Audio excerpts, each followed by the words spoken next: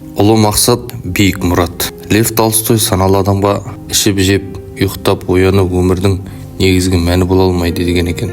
Әлбетте солай. Бұл ғаламға келіп кеткен небір данышпан, хәкім атаулы өмірдің мәнін, адам баласының бұл дүниедегі ұлы мақсаты мен биік мұратын іздеген. Жалпы адами ұлы мақсат мұратқа қатысты Шәкәрім Құдайбердіұлы 1911-1915 жылдары Троицк қаласында жарық көрген қоғамдық саяси және әдеби басылым Айқап журналының 1912 жылғы кезекті санында білімділерге бағыштап, Алланың адамды жаратудағы мақсаты не?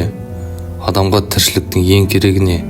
Ең жақсы адам қандай кісі деген санда пәлсапалық сауалдар жолдауды тегін емес. Әуелі айтарымыз, өзін терең танымаған, өмірдің мәнін түсініп, жаратылыстың түпкі мағынасын ұқпаған адамды ұлы мақсат пен биік мұрат болмайды. Ондай пенде шынайы кемелденіп, кәміл адам дәрежесіне көтерілуі екіталай. Абай атамыз, адамды сүй, Алланың хикметін сез, не қызық бар өмірде онан басқа деп, өмірдің мәні адамзатты сүю мен Алланың хикметін сезу екенін айтады. Алланың хикметі тіршіліктің мәні болмақ. Дана ойшыл 17-ші қара сөзінде, өзің үшін еңбек етсең, өзі үшін оттаған хайуанның бірі боласың.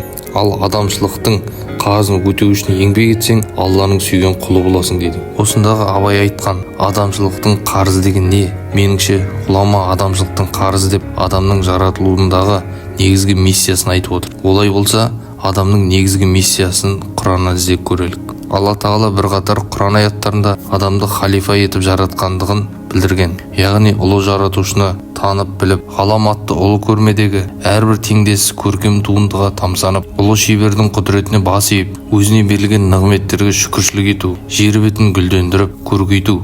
Міне осылар адамның халифа ретіндегі түпкі миссиясы. Яғни адамға жер бетін көркейту үшін Алла өз атынан өкілеттік берген. Халифалық Алла мен адам арасында осынау қасиетті өкілеттікке айтылады. Ғаламды гүлдендіріп, көркейту үшін адамға ақыл сана, қабілет қарым, мол мүмкіншілік берілген. Адам өзіне жүктелген ұлы миссияны орындау үшін әрдайым дамуға, кемелденіп жетілуге міндетті. Адамға жүктелген халифалық міндетті Алла мен адам арасында қасиетті өкілеттік дедік. Осы өкілеттікті қарапайым мысалмен түсіндіріп көрелік. Айталық, кез келген шетелдегі өкілетті елші өзін жіберген мемлекеттің атынан рұқсат шеңберінде ғана жұмыс істейді. Оның артында жеке мемлекет тұрғандықтан ұлы құзыретке ие. Сол құзыретті пайдаланып мемлекеттің мүддесіне сай қызмет етеді. Мемлекет атынан әрекет еткендіктен өзі өкілдік еткен елдегі биік мансап елдермен оп-оңай кездесіп, кіммен болса да жүздесе алады. Бірақ өкілеттілігін асыра пайдаланып, мемлекет рұқсат етпеген істерге бас сұғу жазаланады. Өйткені өкілеттіліктің аты да айтып тұрғандай, белгіленген шеңберден шығуға болмайды. Сол сияқты адам да Алла міндеттеген өкілеттілік шеңберінде әрекет етуге міндетті. Адам баласына жаратушы тарапынан мына дүниені көркейтуге, гүлдендіруге үлкен мүмкіншілік, өте ауқымды шеңбер, сан алуан қабілет қарым берілген. Кез келген істі бісміллә деп Алланың атымен бастауымыздың сыры осында жатыр. Бұл Алланың атынан әрекет ету деген сөз. Ал адал мен арамды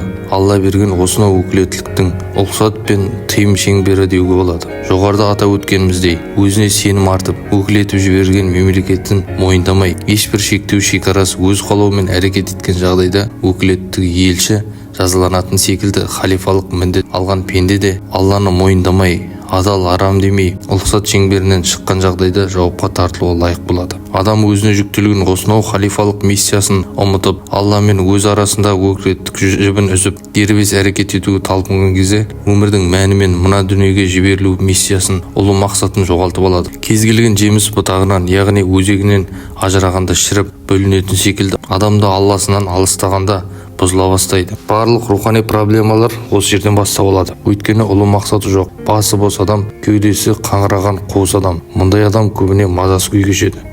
Мұқағали ақын айтпақшы, демалыс па, Кавказ ба, Қырым барғаның бәрі өкініш, өзіңді өзің алдауың. Қалай үзіп, қайда тығып, тыңшисың, тыным бермес ойларыңның жалғауын.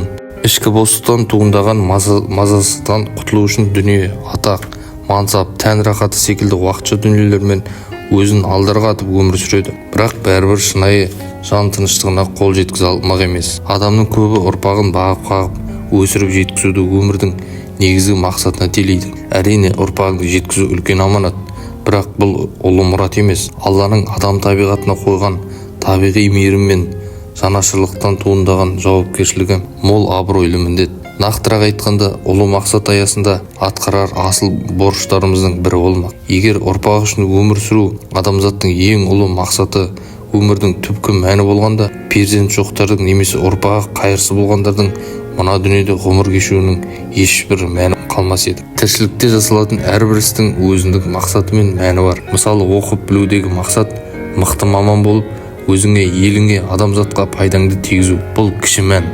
Ал осының бәрін Алланың ризашылығы, яғни жаратылудағы түпкі миссияңды орындау үшін жасау үлкен мән. Абай айтқан адамдықтың қарызы дегеніміз осы. Кемел адам бар ғұмырын, әрбір ісін осылай жаратқанның қалауына сай реттей алатын адам. Өмірдегі кез келген жетістікті, яғни кіші мәнді ұлы мұрат пен биік мақсатқа, яғни өмірдің мәніне байлай алмаған адам атақ, мақтау, марапат күту тағы сол сияқты пенделік әрекеттерге әуес келеді.